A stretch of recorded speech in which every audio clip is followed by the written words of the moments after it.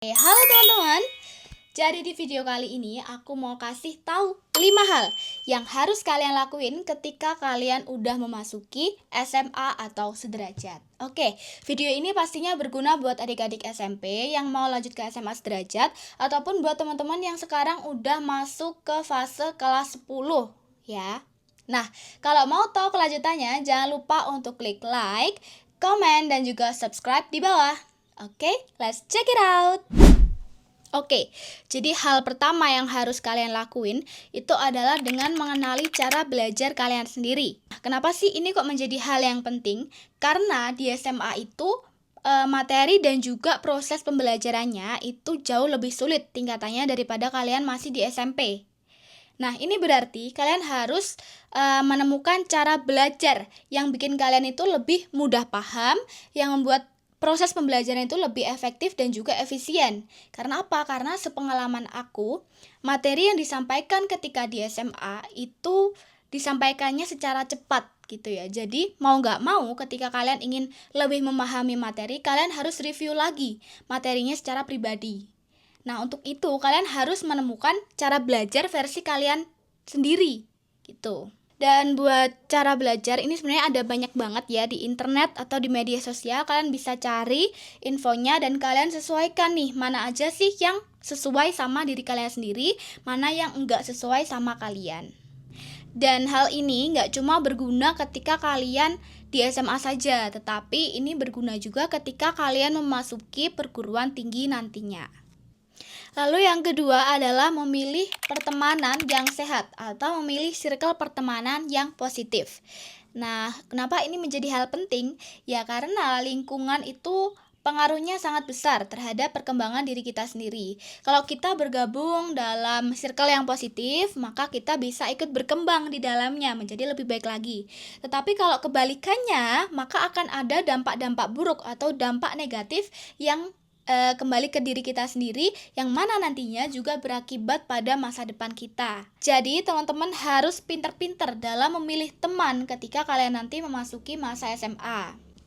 Nah, maka dari itu, teman-teman gak boleh menyia-nyiakan masa orientasi atau MPLS. Karena apa? Di masa ini, teman-teman itu bisa menjaring banyak teman gitu ya. Jadi kalian bisa cari teman yang emang sefrekuensi sama kalian, teman yang emang dia anaknya ternyata baik. Kalau aku temenan sama dia, aku juga bisa ikut berkembang kayak gitu. Jadi harus pinter-pinter banget emang dalam pertemanan. Oke, yang ketiga ini menurut aku merupakan poin yang paling krusial, yaitu cobalah suatu hal yang bikin kalian ngerasa takut tapi juga bikin kalian ngerasa penasaran. Contohnya kayak ikut lomba, ikut organisasi, ikut volunteer, ataupun gabung ke ekstra yang belum pernah kalian ikutin waktu di SMP. Karena banyak banget hal yang bisa kalian explore ketika kalian udah memasuki fase SMA. Nah, yang pertama contohnya tadi adalah ikut lomba ya. Di sini kalian bisa mengembangkan bakat dan minat kalian karena emang cakupannya kalau di SMA itu kan lebih luas lagi. Dan juga nanti sertifikat penghargaan ketika kalian memenangkan sebuah perlombaan itu bisa bermanfaat untuk jalur SNBP ya kalau sekarang. Jadi melalui nilai rapor nanti sertifikat ataupun penghargaan yang kalian dapetin itu bisa berguna untuk masuk ke perguruan tinggi. Jadi kayak ibaratnya ini merupakan golden ticket buat kalian. Selain ikut lomba, kalian juga bisa ikut organisasi. Dan menurut aku ya, ini merupakan hal yang banyak banget benefitnya. Karena di organisasi ini kalian bisa belajar tentang leadership, tentang public speaking, dan juga masih banyak hal lain gitu ya yang bisa kalian dapetin ketika kalian gabung organisasi. Selain lomba dan juga organisasi, masih juga ada volunteer, terus habis itu juga aktif di ekstrakurikuler. Nah, ini juga banyak banget pengalaman yang bisa kalian raih di dalamnya. Asal kalian bisa memilah nih mana yang positif, mana yang negatif. Lalu yang keempat, ini juga nggak kalah pentingnya. Itu apa sih? Yaitu tentang manajemen waktu. Ini pasti udah sering banget ya dibahas waktu kalian masih SMP. Tapi emang manajemen waktu itu merupakan hal yang penting itu guys. Ini aku bercerita berdasarkan pengalaman aku ya waktu SMA. Jadi aku dulu memang aktif di organisasi, tapi kesalahan yang aku lakuin adalah enggak memanajemen waktuku. Jadi ya emang agak berantakan gitu ya. Jadi waktu buat organisasi sama buat belajar itu agak berantakan.